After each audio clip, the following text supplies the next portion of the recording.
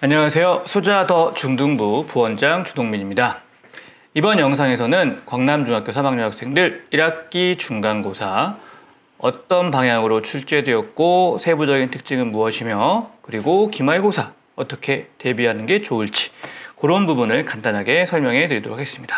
네, 화면 보시면요. 방금 말씀드린 바와 같이 이런 방향으로 정리해 드릴 거고요. 첫 번째, 중간고사 출제 경향입니다. 자, 이번 시험 까다로웠습니다. 네, 그럼 어느 정도로 까다로웠느냐 세부적으로 보도록 하겠습니다. 시험 범위는요, 크게 문학 그리고 문법 이렇게 두 부분으로 나눠져 있다 이렇게 볼 수 있는데요. 문학 같은 경우에는 학생들이 시험 범위 내 작품 특징에 대해서 정확한 이해 그리고 약간의 응용력 이 정도가 필요했습니다. 네, 보시면 선택형 문제 33문항 중에 20문항 좀 비중이 많았죠. 20문항 정도가 문학에서 출제되었고요. 대부분은 교과서 시험 범위였는데 소설과 시 거기다가 이제 학습지로 외부 지문 유리창이란 작품이 같이 묶여서 출제되었습니다. 근데 이 단원 자체가 문학의 내용뿐만 아니라 표현법 그리고 심미적 체험에 관련된 단원이었습니다. 그래서 응용하는 문제 그리고 그 심미적 체험에 대한 정확한 이해를 요구하는 문제들 출제되었고요. 기본적인 학습지라든가 아니면 교과서 내용을 충실하게 공부했다면 그렇게 어려운 문제 문학에서는 좀 적지 않았나 이렇게 말씀드릴 수가 있겠습니다. 문법입니다. 문법, 품사, 문장, 성분, 문장의 짜임까지 까다로운 영역이었고요. 또 양도 적지 않았습니다. 그래서 기본적인 개념 이해하는데 학생들이 준비 과정에서 많이들 힘들어했는데 그 힘듦에서 멈추지 않았어야 됩니다. 그 힘듦을 이겨내서 이해하고 또 다양한 예문에 적용할 수 있었어야 좋은 결과 얻지 않았을까. 특히나 광남중학교 같은 경우에는 필기나 이런 데 학습지에서 예문이 굉장히 많았어요. 근데 그 정도 거기 주어진 예문들만 철저하고 꼼꼼하게 분석만 잘 했다고 한다면 사실 문제 푸는 데는 좀 시간이 걸릴 수 있었지만 정확한 답을 구할 수는 있었을 것이다. 이렇게 말씀드릴 수 있겠습니다. 방금 시간 얘기 말씀드렸는데요. 세 번째 항목입니다. 보기가 있다거나 이런 문제들 많이 있었고요. 문법에서도 좀 까다롭게 정확하게 분석을 했어야 됐기 때문에 시간이 부족할 수도 있었어요. 시간 안배도 필요하다.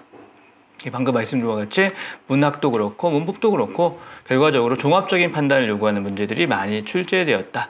그래서 이런 부분들도 염두에 둘 필요가 있겠습니다. 그러면 세부적으로 좀 살펴보도록 할게요. 첫 번째, 까다로웠습니다. 하지만 우리 작년에 놀랐던 것만큼은 놀라지 않았어요.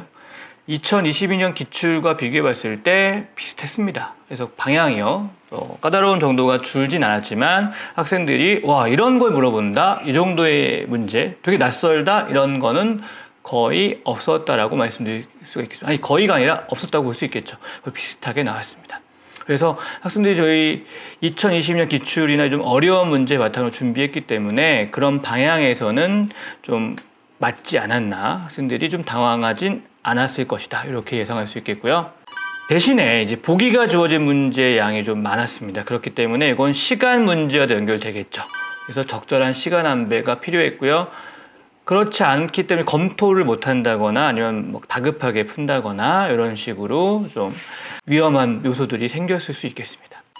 세 번째, 결과적으로 이 두 개 다 합쳤을 때 결국 문학이든 문법이든 기본적인 것들을 확실하게 해두고 거기에 자신감을 만들어 놓은 상태에서 시험을 봤어야 시간의 문제라든가 판단 과정에서도 좀 도움을 얻었을 겁니다. 그런 부분들 학생들 염두에 두시고요. 그건 사실 이번 시험만 해당하는 건 아니고 고등학교 올라가서도 사실 그런 건 굉장히 중요한 부분이기 때문에 앞으로 공부하는 과정에서 무엇이든 간에 기본을 좀 더 확실하게 알아야겠다. 애매하게 아는데 넘어가서는 결국 그건 나중에 그 애매한 부분이 위험한 요소로 돌아온다. 이런 부분들을 좀 새겼으면 좋겠습니다. 자, 기말 대비 전략입니다. 기말고사에서는요, 아마도 문학이 더 비중이 커질 겁니다. 문법은 거의 없을 수 있어요. 조금 나올 수도 있고요. 문학 비중 중요한데요. 그래서 문학 비중이 커진다는 것이 시험이 쉬워진다. 이건 절대 아니거든요. 왜냐? 문학 결국 공부할 때 내용과 형식에 대한 이해 바탕으로 공부하는데 그래서 공부 과정은 문법보다는 쉬울 수 있어요. 그런데 응용력을 요구할 때 이게 잘 안 될 수도 있습니다. 내가 아는 거, 내가 아는 특징만 가지고 물어본다면 굉장히 시원하게 답을 할 수 있지만 똑같은 의미나 똑같은 특징에 대해서도 좀 다른 단어와 다른 문장 구성으로 이렇게 선택지가 구성된다거나 그런 걸 물어봤을 경우에는 학생들이 굉장히 당황할 수 있고요. 또 낯선 지문들과 묶어서 물었을 땐 더 당황할 수가 있겠죠.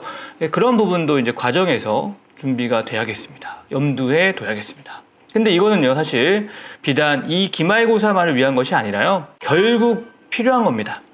고등학교 올라가서도 응용력, 문학 파트에서 특히 이것 때문에 고생하는 친구들이 많이 있어요. 이것 때문에 중학교와 다르다라고 느끼는 경우가 많이 있을 겁니다. 결국 이 문학 파트에서의 응용 능력 얼만큼 정확하게 응용할 수 있느냐, 이것이 고등학교에서의 등급을 결정 지을 수도 있습니다. 그런 걸 지금 준비한다고 생각했으면 좋겠습니다.